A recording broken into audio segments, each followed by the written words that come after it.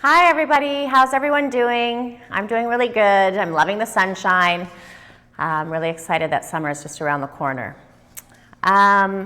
Today we have a big chapter called nutrition that we are going to cover, and we're going to go over some alternative therapy notes.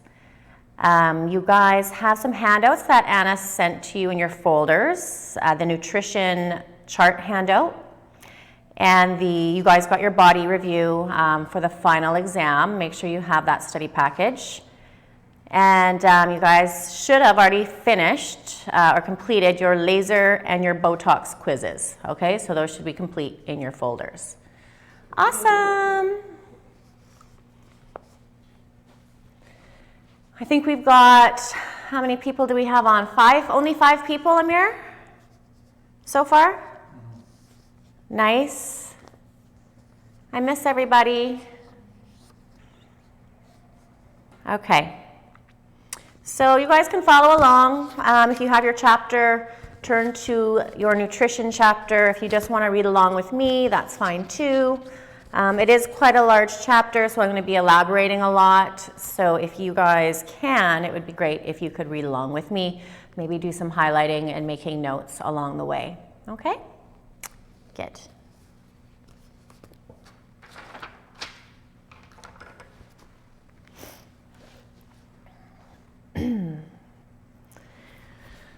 Okay, nutrition. You are what you eat. Proper dietary choices help to regulate, highlight this if you've got your manual out in front of you. They regulate hydration, oil production, and overall function of the cells. So hydration, oil production, and function of the cells. Not yet. No, not yet. Eating foods found in all 3 basic food groups, fats, carbs, and proteins, is the best way to support the body. Healthy eating guidelines are intended to promote overall health while reducing the risk of developing nutrition-related diseases like cancer, heart disease, muscle diseases. They are directed at all healthy individuals over the age of 14 years. There is nothing difficult about eating healthy. It is a simple, common sense approach to food that is easy to live with once you get used to it. So there's some guidelines here. There's so many different guidelines. I know there's lots of documentaries I've been watching on Netflix about outdated food guidelines that have set the standards for us for years. So I'm going to read out what I have, but just know that depending on what information or what website you're looking on, the information will probably vary. So traditionally, the guideline is about 30% bread, rice, and pasta, which I think is high. 15% mild yogurt and cheeses. 15% meat, poultry, and fish.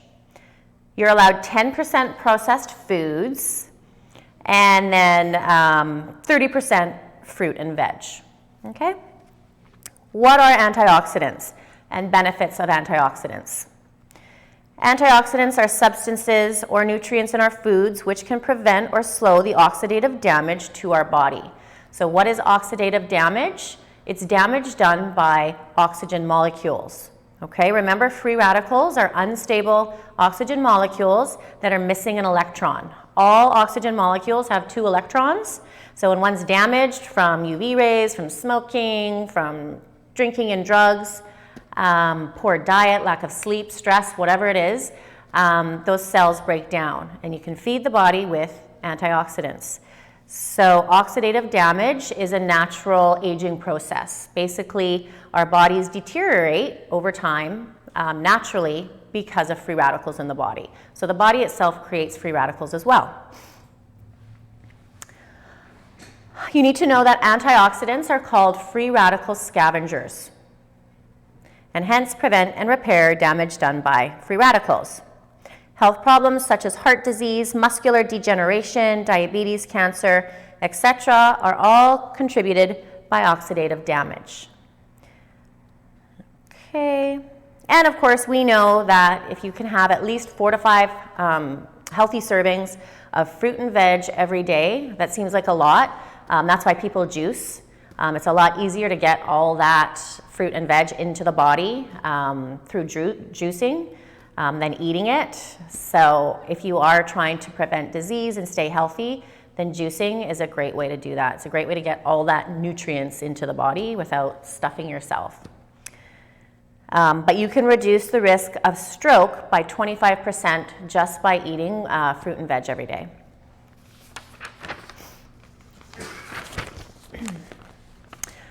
Antioxidants may also enhance immune defense and therefore lower the risk of cancer and infection. We know that.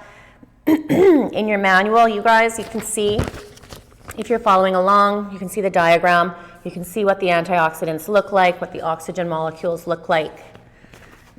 And you can see that this antioxidant full of healthy electrons is giving the unstable oxygen molecule electrons to prevent the damaging cycle. Okay? If you guys don't have your manual in front of you now, you can just, when you go through and do your questions, just look at those diagrams. So, most commonly known antioxidants.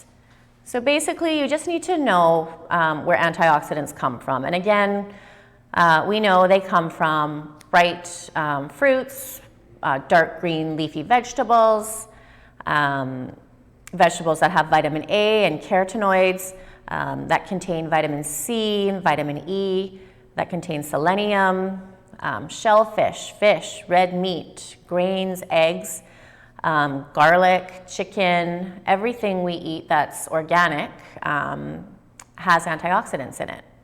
And of course, citrus fruits, oranges, limes, strawberries, tomatoes, peaches, apricots, pretty much all natural fruit and veg. Then we have some phytochemicals. Phytochemicals are also antioxidants, really healing for the body. You've heard of flavonoids, polyphenols. So these come from soy, red wine, red grapes, pomegranate, cranberries, tea. That's probably why I drink so much red wine. I like to make sure I have lots of antioxidants in my body. So red wine is something that I drink regularly for that reason. Good excuse to drink wine. Lycopene comes from tomato products, pink grapefruit, watermelon. I know a lot of people say that watermelon is just all water.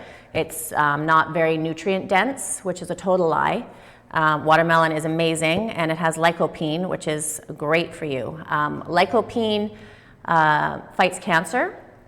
They actually say to eat a tomato a day or have tomato sauce or tomato paste every day. It'll cut your cancer by like 50%, just eating tomato products every day. Lutein, dark green vegetables such as kale, broccoli, kiwi, Brussels sprouts, and spinach. Lutein is extremely important. Kiwis actually have more one kiwi has more vitamin C in it than an orange or a lime or a lemon. So kiwis are very nutrient dense. You should probably have a kiwi every day if you can. Lignin comes from flaxseed, oatmeal, barley, and rye. And then there's vitamin-like antioxidants. So we've got coenzyme Q10, glutathione, enzymes made by the body, superoxide, dismutase, catalase, and glutathione peroxidase. So you guys, when you see those ingredients in foods or in skincare products, you'll be familiar with them. So nutrients from our food. Highlight: carbohydrates break down the chemical sugars that supply energy for the body. Glucose provides most of the body's energy. Glucose is stored in the muscles and liver as glycogen, so when the muscles are used, glycogen is broken down to provide energy. So when you eat carbohydrates, Your body in the blood stores that carbohydrate as glucose. So you've got the glucose in the blood, which is our energy. And if we don't burn that, then yes, it's stored as fat.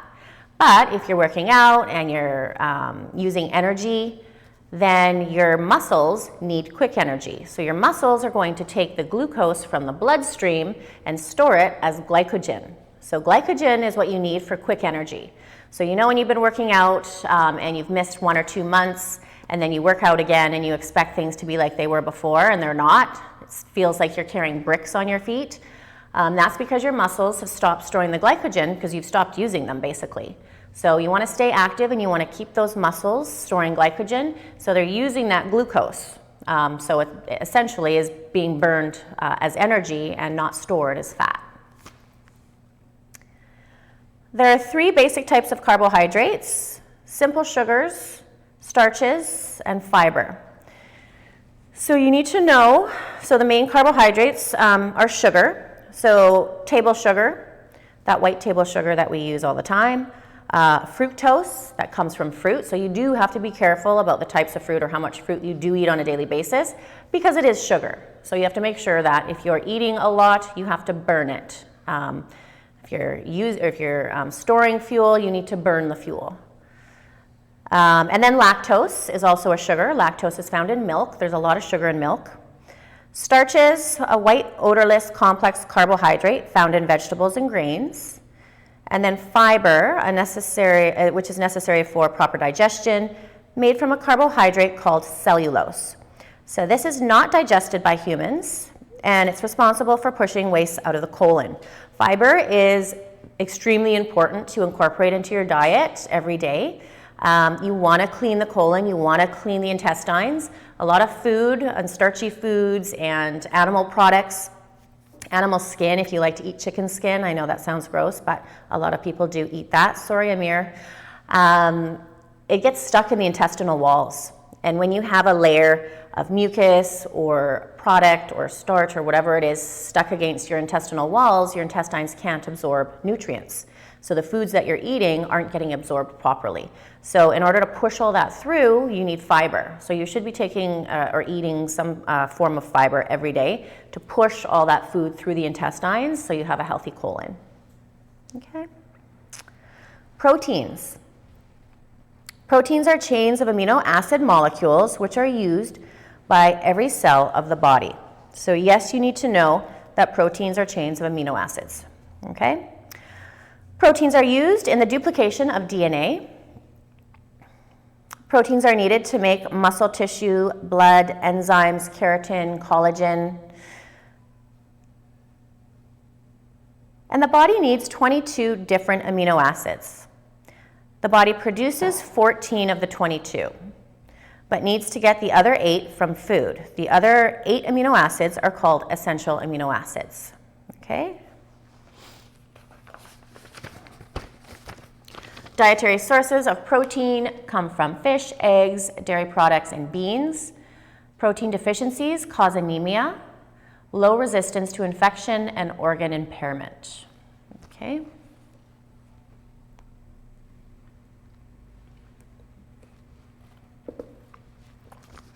Okay.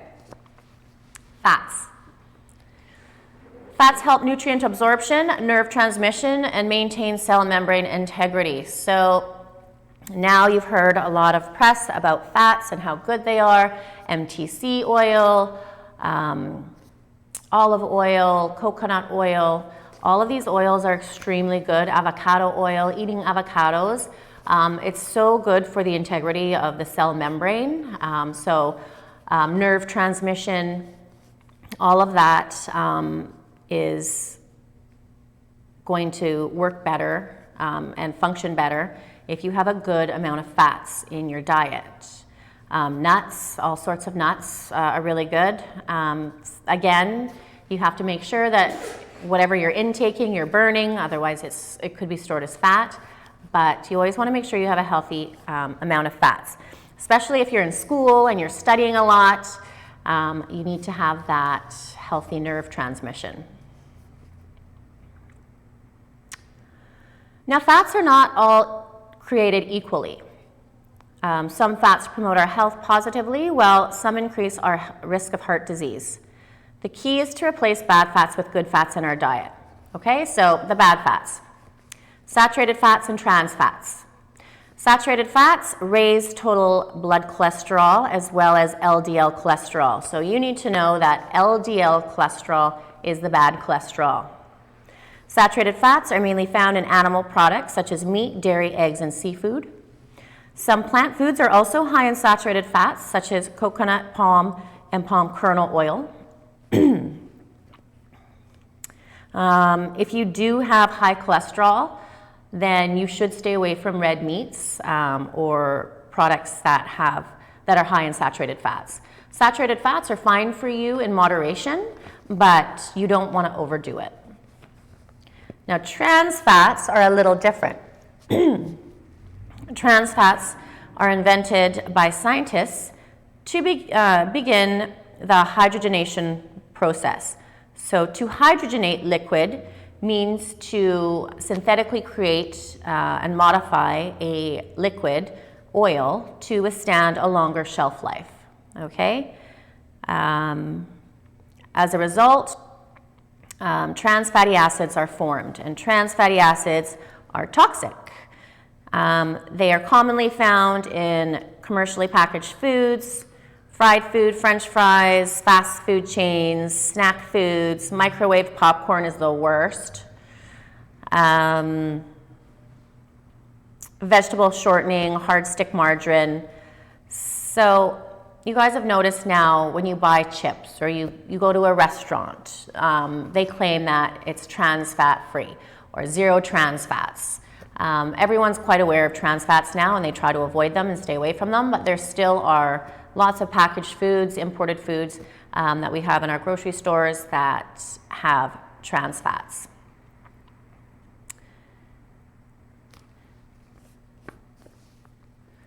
Good fats. Good fats that we want to eat and incorporate into our diet every day.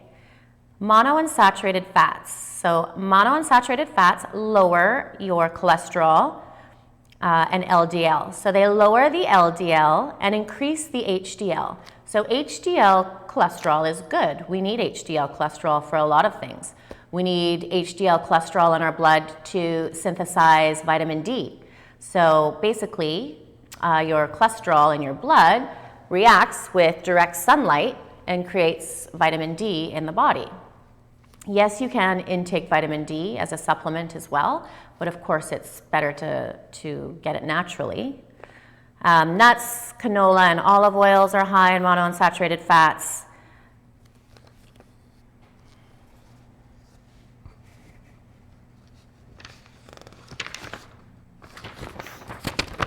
And then there's polyunsaturated fats. Polyunsaturated fats also lower total cholesterol and LDL. You'll find polyunsaturated fats in seafood, salmon, fish oils, corn, soy, safflower, sunflower oils. Any kind of omega-3 fatty acid or oil will belong to this group. Okay, so try to stick to your polyunsaturated, monounsaturated fats and stay away from your saturated and trans fats. Okay? Calories. Highlight this.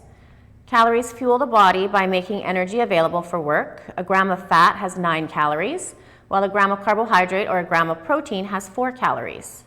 Taking in too many calories in the body without burning them encourages the body to store them as fat.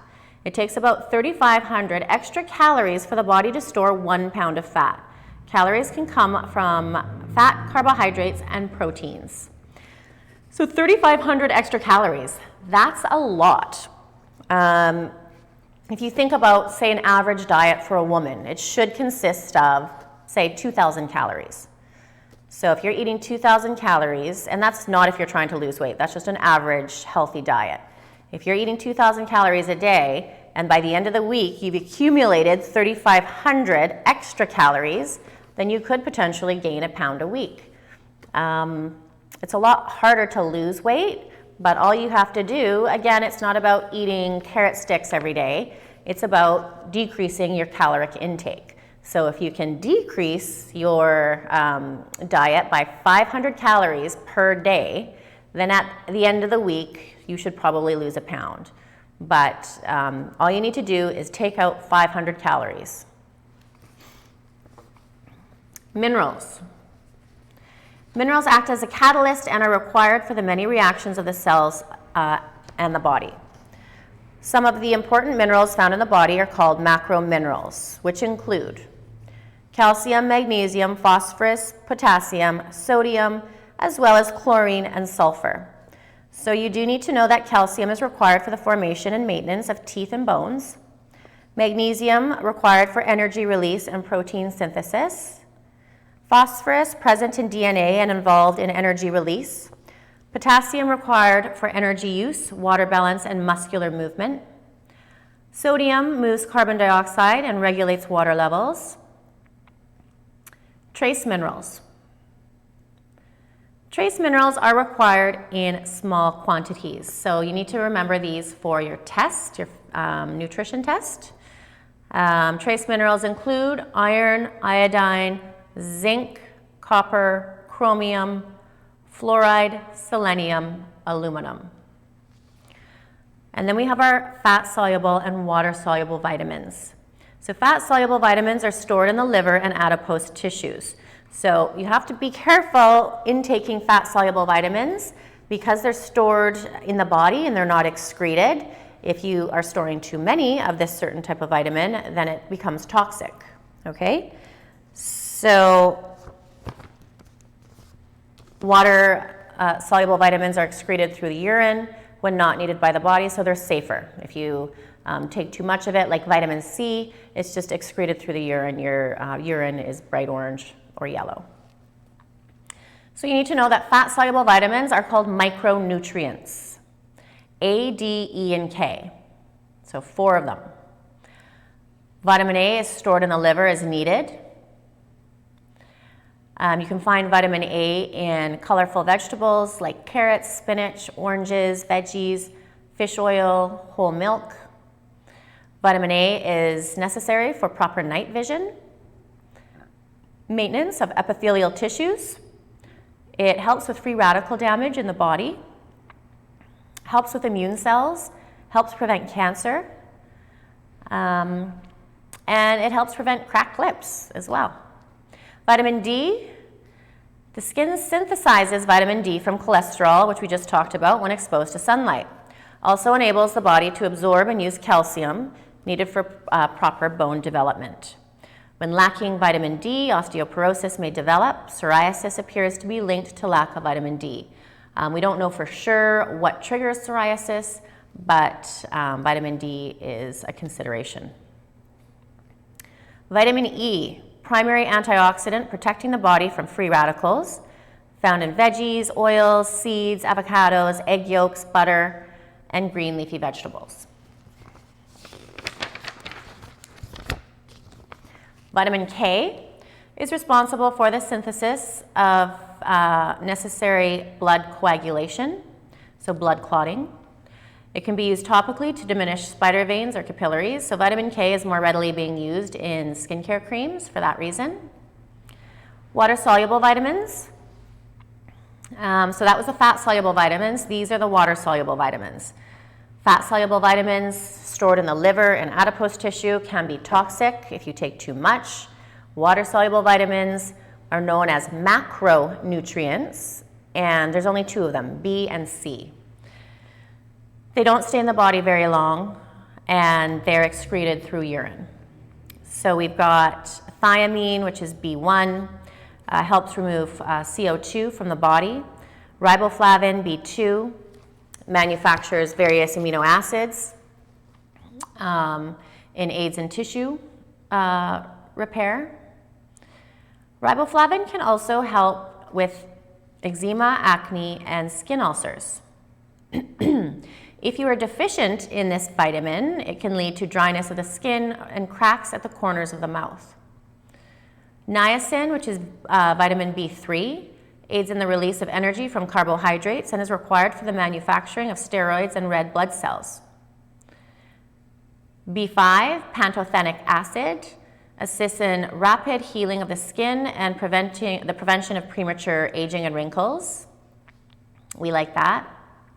Vitamin B6, pyridoxine, is important in the metabolism of proteins, producing histamines and other important chemicals. This vitamin can help improve the effects of premenstrual syndrome, PMS, and is present in soybeans, fish, walnuts, bananas, potatoes, and prunes. Folacin, folic acid, is involved in processing amino acids and in transporting certain molecules into chemicals, which is conducive to mental health. B12 and vitamin C must be present for this vitamin to work.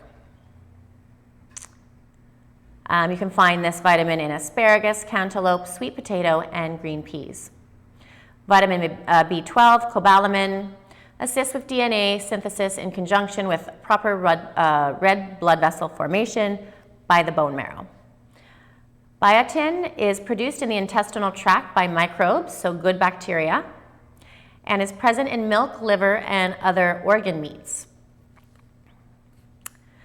And then vitamin C, very popular antioxidant, fights free radical damage in the body, and is required for collagen production in the skin, cartilage, and discs in the spine. So vitamin C is extremely important for the internal health of the body, but it's also extremely important for the external health of the skin. So using a concentrated vitamin C serum on the face and neck and décolleté every day is extremely helpful for anti-aging.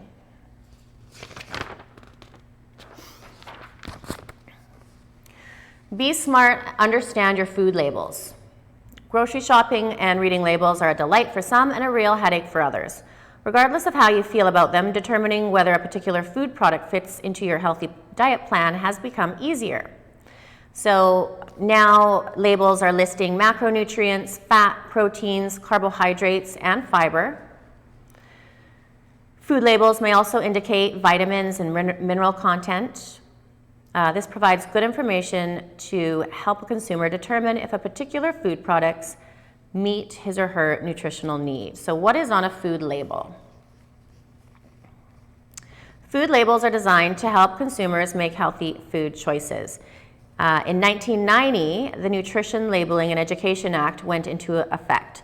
The USDA and the FDA developed these guidelines so that consumers would have access to useful information about what they were eating. But how do you make sense of a food label?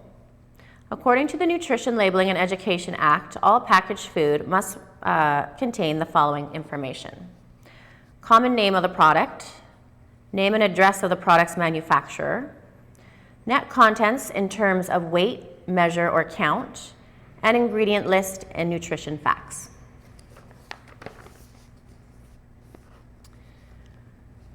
Also, you'll find fat, cholesterol, sodium, they're all required fields.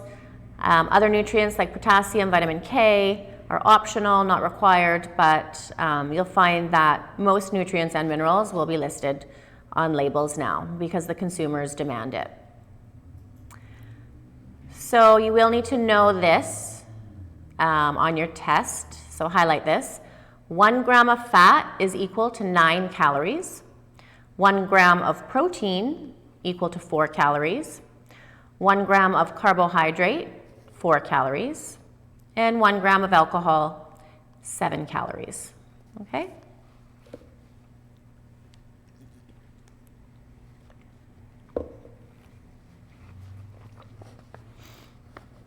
Serving size.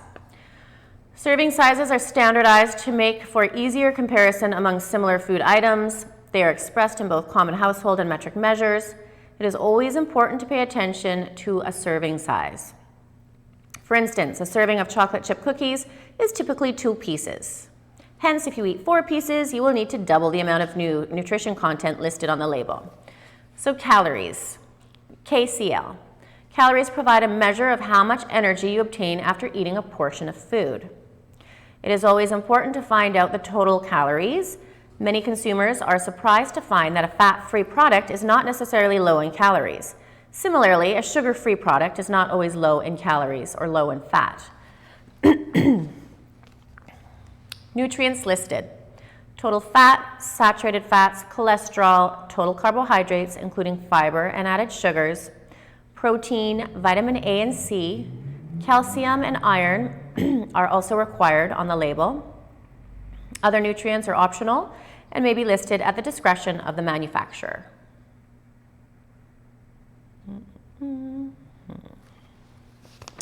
Effective January 2006, all labels should also include trans fatty acids.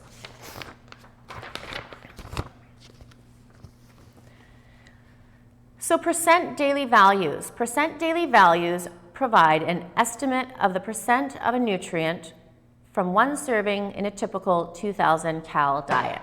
So 2,000 calories is typical for a woman, and I believe 22 to 28 calories for a man.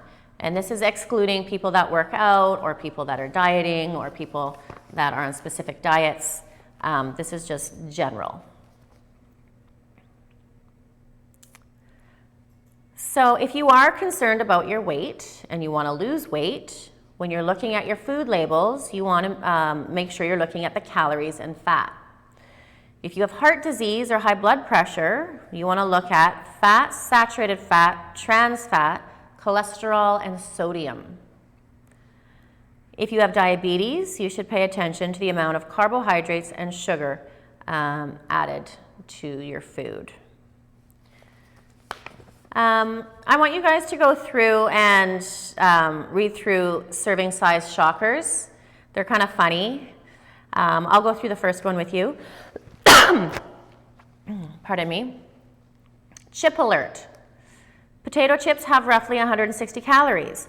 That doesn't sound too awful until you notice that the label claims there are 12 servings in each 12-ounce bag. And let's face it, there's no way you can get 12 servings out of a single chip bag. In truth, a typical person would likely get about 3 to 4 servings out of a bag of chips.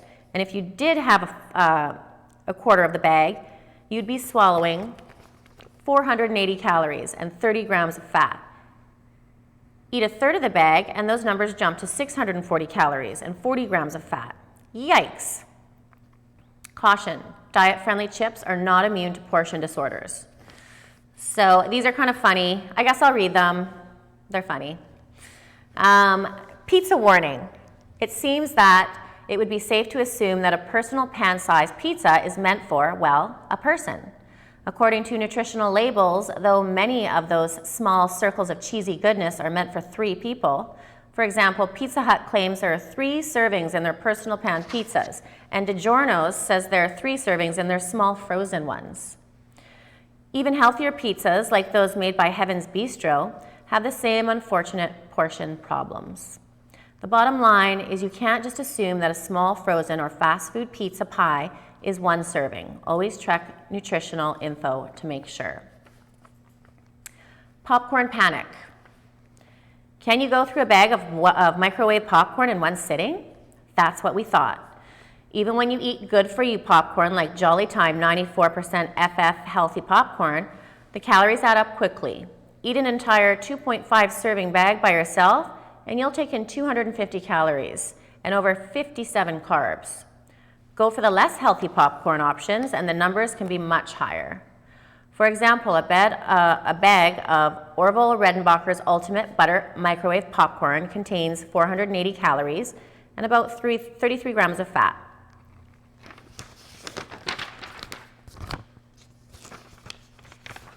So microwave popcorn is the worst. You guys have to be really careful with that. If you can, just make your own. Make it in a pot, get a popcorn maker, and just make it organically with butter. Soup too, usually a can of soup. It says there's 2 servings in the can of soup.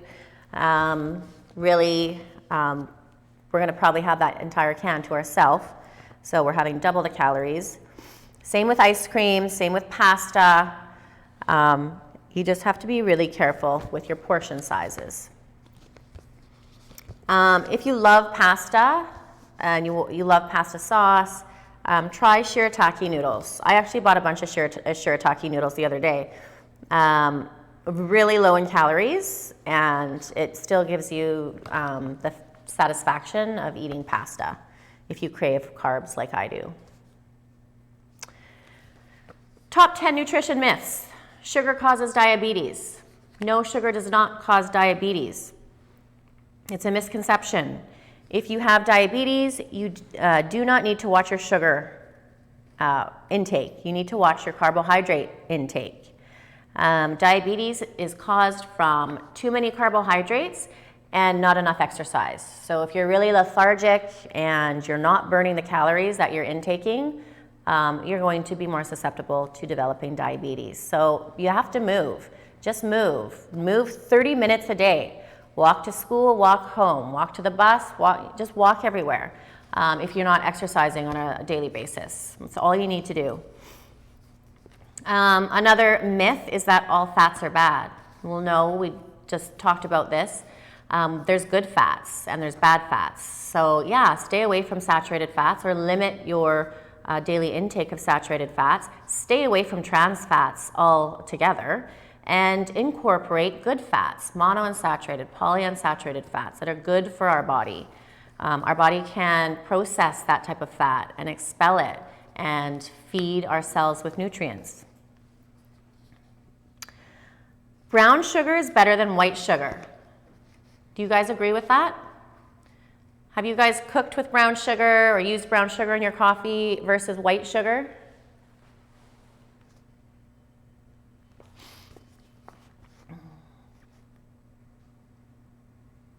I know I've heard in the past that brown sugar is healthier than white sugar. Why would people say that?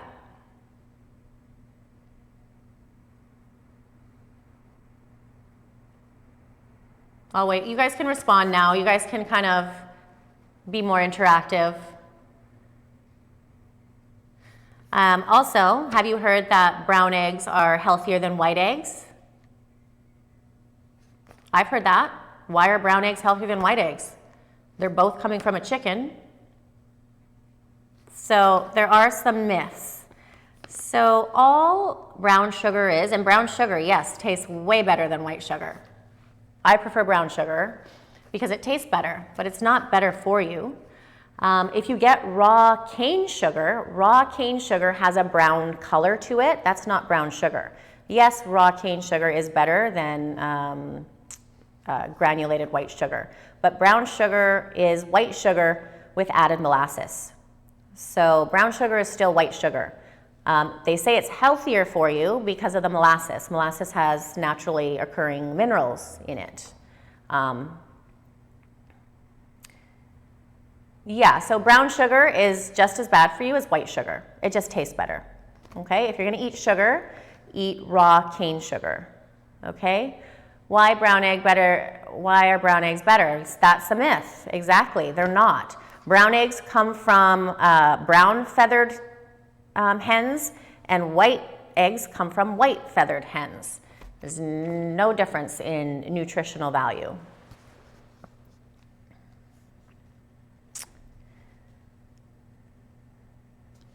So yeah, white eggs come from a hen that has white feathers and white earlobes. And like the rooster or the combs, like the skin of the bird.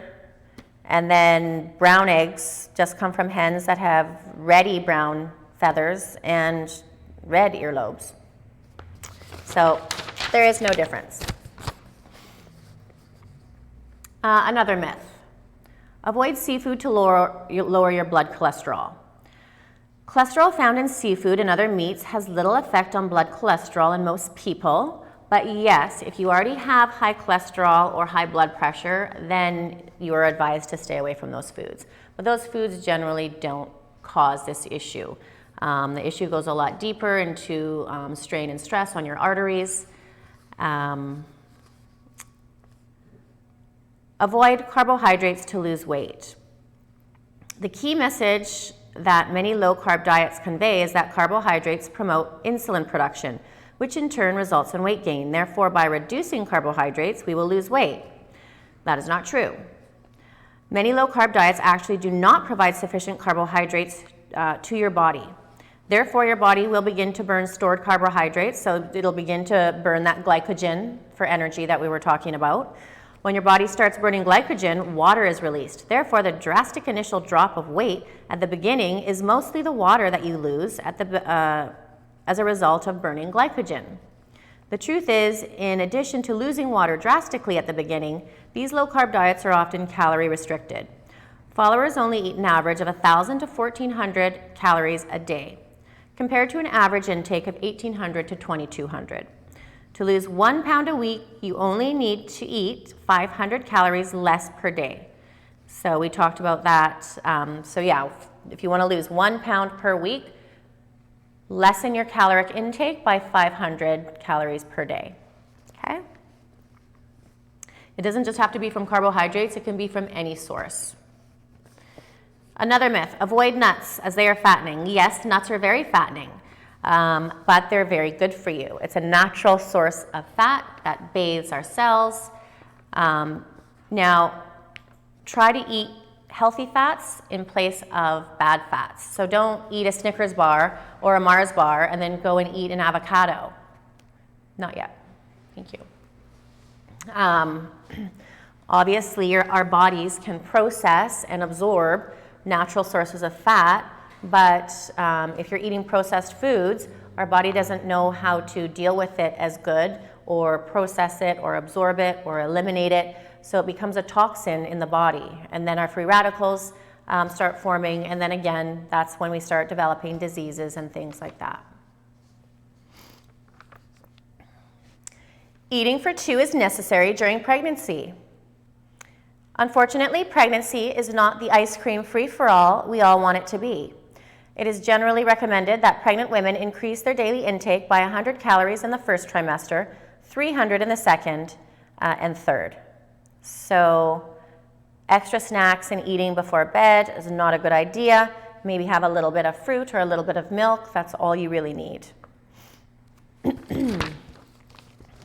We know that skipping meals doesn't help you lose weight. It does the opposite. Red meat is bad for health. Yes, red meat is linked to increased risk of heart disease due to the saturated fat content. But a serving of beef or pork tenderloin has less fat than the same serving of a chicken thigh with skin. So it is true that poultry such as chicken and turkey are naturally lower in saturated fats, but leaner cuts of pork and beef can also be low in saturated fats. So just avoid eating the fatty parts of the meat, avoid eating skin, chicken skin, just eat the nice lean cuts of meat, and you should be fine. It's just the fattier cuts and the skin that's the problem, really. Okay? Good. So you guys can work on your nutrition questions. We can go over question answers tomorrow during the Zoom. I'm pretty sure your Zoom is going to be at 12 o'clock. I'll double check that though.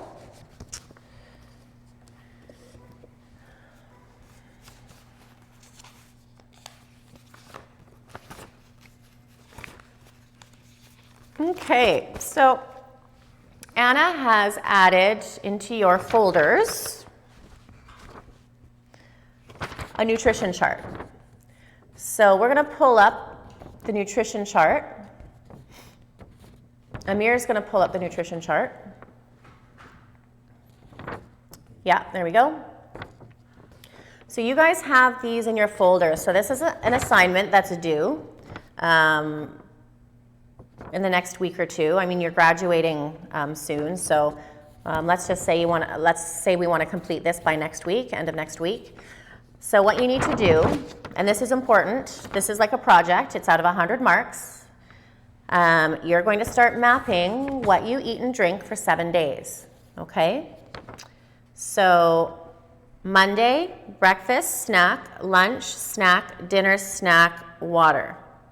Tuesday, Wednesday, Thursday, Friday, Saturday, Sunday. So start on any day, start today.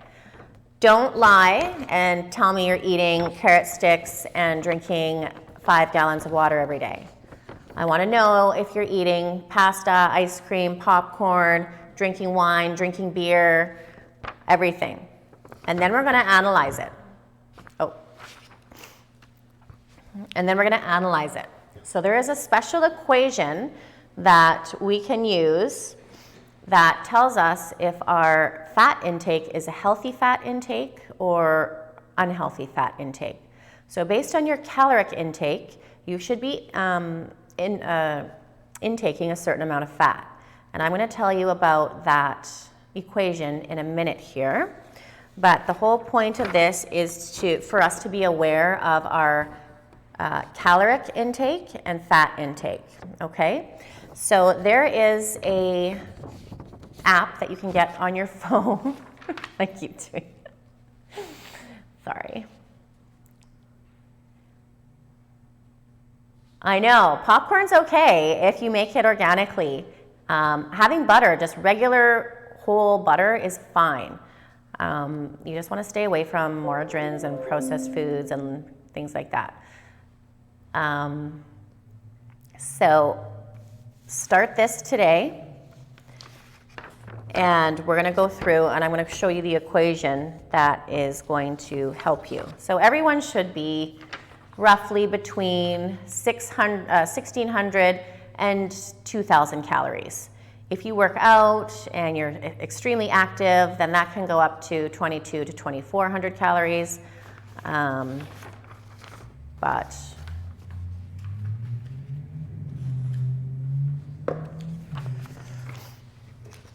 Okay, so now let's go on to how much water should you drink?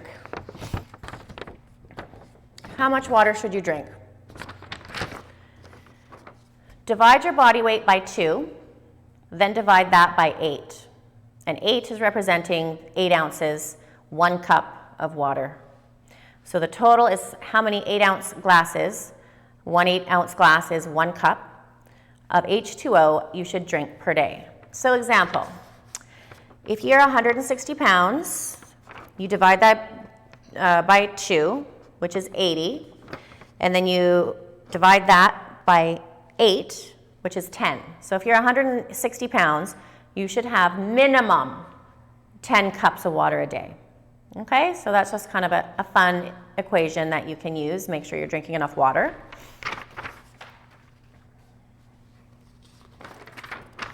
Now we're going to move on to some fat-burning enzymes.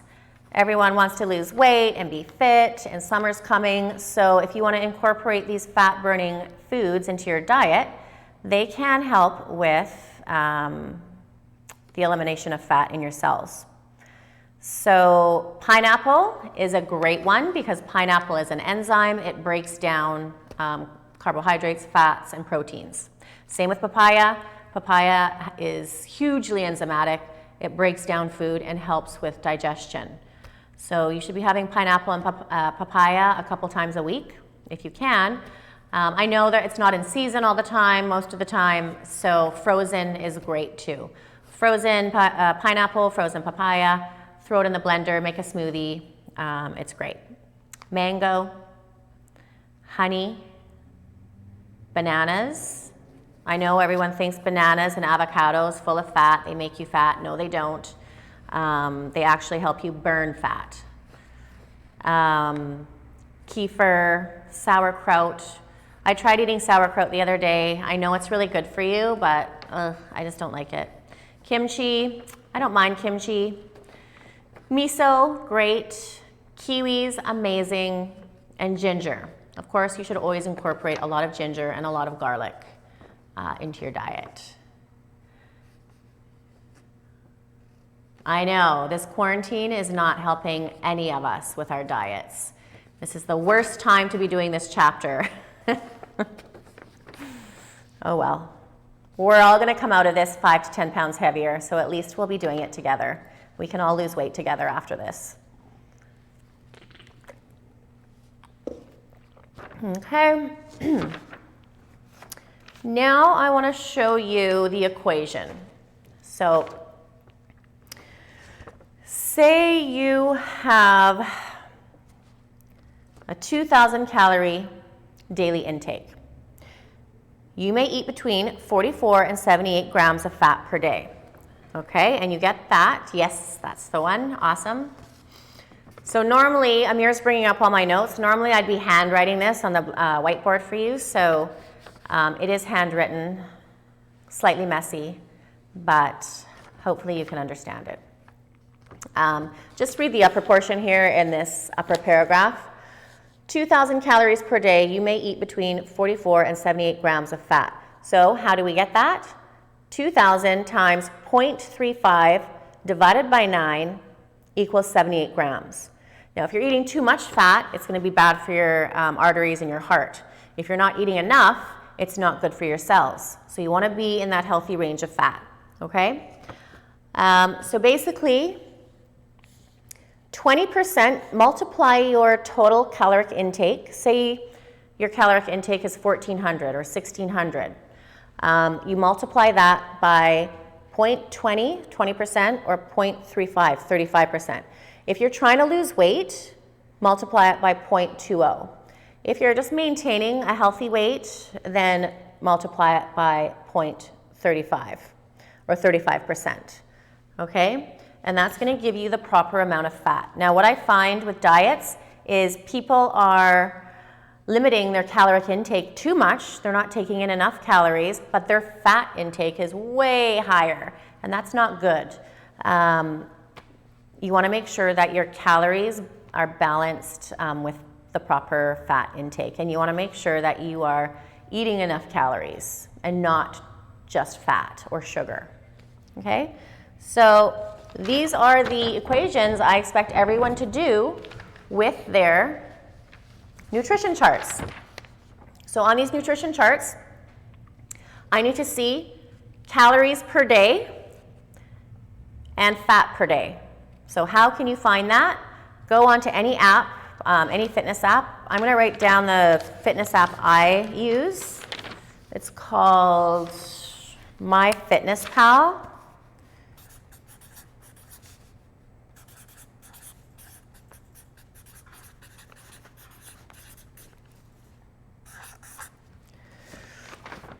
MyFitnessPal app.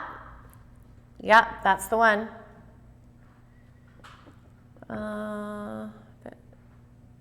Yeah, so if you can download that on your phone, it has absolutely everything. You can look up McDonald's food, A&W, you can look up probably even Hungry Guys, the Tim Hortons is on there. And then of course, if you make your own meals, it'll say like homemade chicken curry, homemade chicken and rice, homemade vegetarian whatever. So it'll give you the calories of an apple, calories of coffee with 1 cream. It's amazing. It has absolutely everything. And it'll break it down and it'll tell you, this is how many calories is in this, this is how much fat is in this. That's what you have to write on this. Okay?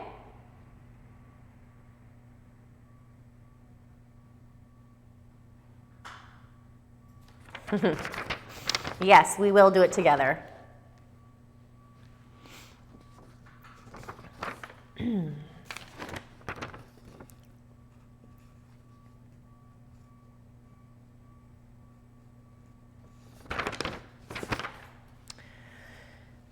Okay, we're going to pull up the next diagram I want you guys to look at. So this is foods that fight inflammation. Now, another #1 cause of disease in the body and muscle degeneration and cancer and everything else is inflammation. So if you can decrease inflammation in the body, you can prevent a lot of diseases. And you can promote your body to work and function at a high level.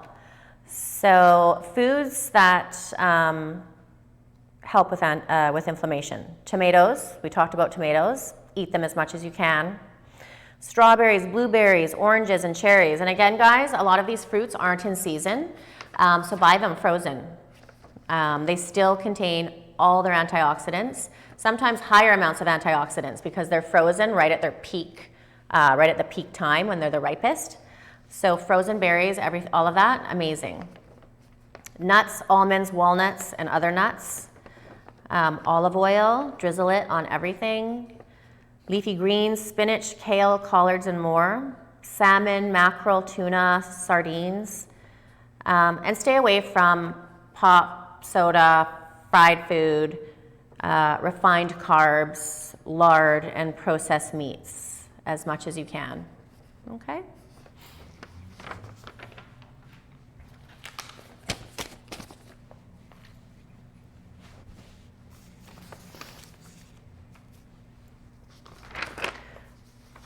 Now I want to go over with you quickly benefits of vitamin C. So I want you guys to, if you're not already, I want you to incorporate at least 1,000 milligrams of vitamin C every day. Now, if you are drinking coffee, this is a large coffee from Tim Hortons. This is equivalent to 2 cups of coffee. So basically, I've just depleted my body of 2,000 milligrams of vitamin C. That's what they say. So for every cup of coffee you drink, you have to replenish that with 1,000 milligrams of vitamin C. Where can we get 1,000 milligrams of vitamin C? 1 orange. Squeezing lemon into your water. 1 kiwi. There's lots of fruits that are high in vitamin C. So just make sure that if you're eating foods that deplete vitamin C, you're replacing it, because vitamin C is vital for collagen and skin repair in the body. Okay? So you need at least 1,000 milligrams of vitamin C extra that you're getting from food. If you smoke or drink or do drugs, or if you're sick, you have diabetes or diseases, then you need at least 2,000 milligrams of vitamin C, so double that. Eat more oranges, kiwis, fruit, take supplements. And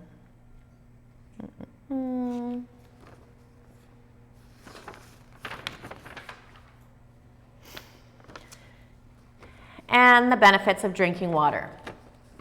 We all really need to focus on drinking more water. I know I do. Yes, it hydrates the body, but it's good for so many other things. It dissolves impurities and helps the skin. It helps the skin act like a third kidney. It assists the kidney in waste removal through urine. It carries oxygen and nourishment throughout the body. It bathes the cells, acts like an internal lubricant that keeps organs, tissues, and cells nourished. It prevents blood thickening and toxic accumulation in the blood.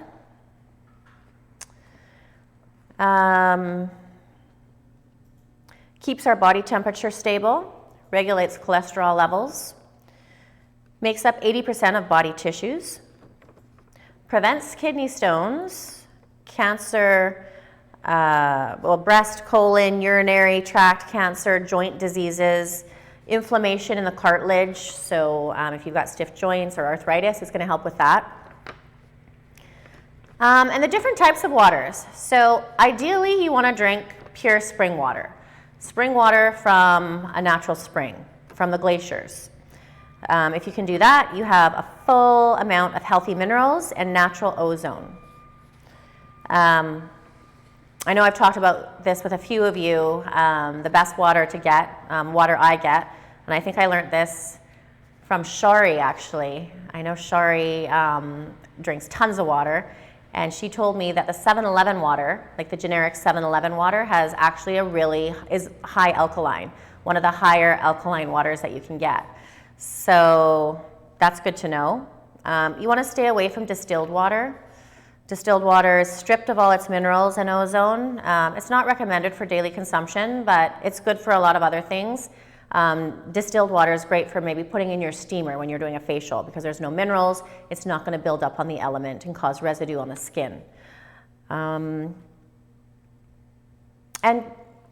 just regular tap water, drinking water out of your tap is all you need to do. Try to stay away from bottled water. You don't know how long that water has been in the bottle. You don't know how many chemicals are leaking into it. Was it in a warm truck for 3 weeks en route from wherever it came from? You don't know. So try to drink water. If you need to drink bottled water, drink it out of a glass container. There's lots of glass bottled waters that come from Italy, come from lots of different parts of the world. And that's it. Just drink lots of water. That's all I have to say. Do you guys have any questions about that chapter? I know it was a long chapter.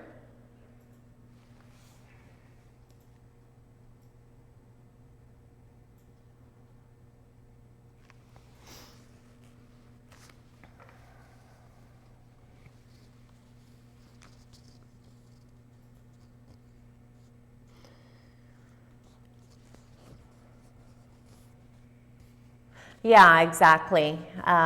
When the sun direct UV light hits the bottled water, it's the worst because that's when a chemical reaction takes place with the cheap plastic, and then it can leach toxins into your water. Yeah.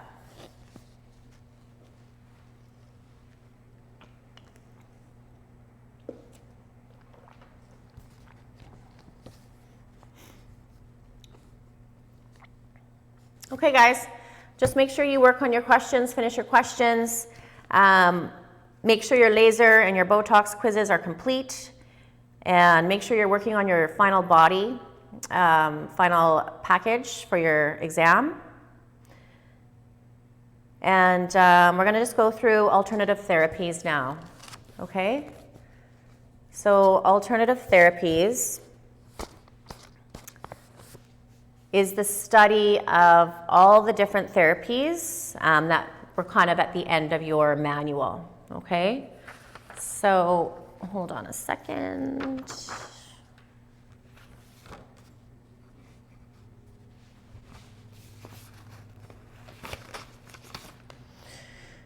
So your alternative therapies quiz is all multiple choice. Anna has put your alternative therapies study notes in your folders, so make sure that you have them. Alternative study notes for test, just a page. You should have 20 questions. So you have to make sure that you finish your Botox questions you've completed, cellulite questions you've completed. You have spider vein questions, so make sure you finish those, spider vein and varicose vein. Do those. You have stretch mark questions. I want you to complete those. You get marks for completion. Laser, you did. Microdermabrasion, you can complete.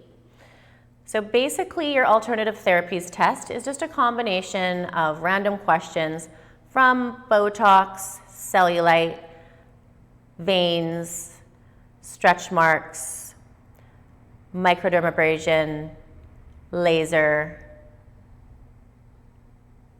and that's it. Okay? So questions, for example, cellulite is caused by blank. On your test, you're going to have 4 different options, and you just circle the best answer. So cellulite is caused by, for example, pregnancy, bodybuilding, overeating, or toxin accumulation in the fat cells. You pick the best one. Obviously, toxic accumulation in the fat cells. What is the most common therapy for spider veins? Is it laser therapy? Is it sclerotherapy? Is it hydrodermy? Or is it vein ligation? Sclerotherapy. Okay? So as long as you do your questions and you're aware of the exact information you need to know and you fill these out, it would be great if you guys had these questions done by tomorrow so we can go over all the answers together during our Zoom. Again, our Zoom should start at 12. I'm not sure if Anna has broken up G1 and 2. I think we're going to be together and the nails will be separate. But I'll find out, and Anna will confirm with you guys. She'll send you the time like she did last week, and then we can go over all that. Okay? And that's it for today. So let's open it up for questions. Do you guys have any questions for me? Do you want to tell me how much you miss me? You can do that. That would be nice.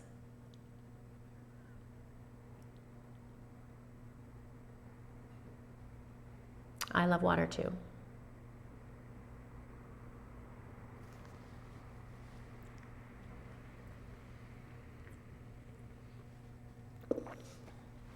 Miss you too.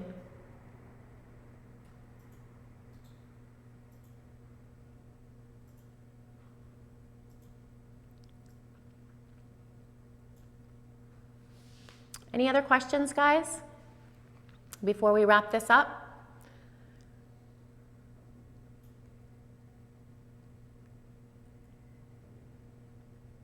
Oh, yeah. The alternative therapies is you guys should have, well, you have your Botox, you have your laser, you have your cellulite. We've already done those chapters, so incorporate those into your studying. There is spider and varicose vein chapter. There is a stretch mark. And they're really small chapters. They're like a page or two of information. So they should be right at the back of your manual before your final study questions. Stretch marks, laser we already did, and microdermabrasion. Miss you. So yeah, you'll find that at the end of the manual. So you've got your cosmetic surgery, your Botox, laser, everything we just did last week, and then it just kind of continues. So there isn't really a definite chapter for everything. You'll just see the headings, and it'll go into stretch marks, then it'll go into varicose veins, and then it'll go into microdermabrasion. So it's kind of all within the same chapter with different headings. It's not really a big chapter that you have to look for.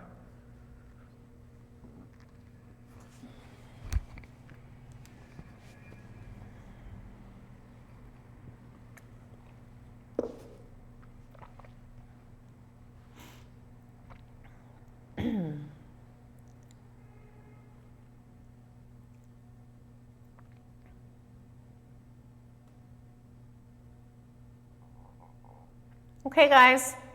If you don't have questions for me now, make sure you save them for tomorrow. I think our Zoom tomorrow will be a lot more interactive and fun. I think we were kind of ironing out all the kinks last week, but make sure you join in tomorrow, okay? All right. That was fun. Miss you guys. Talk to you tomorrow. Bye.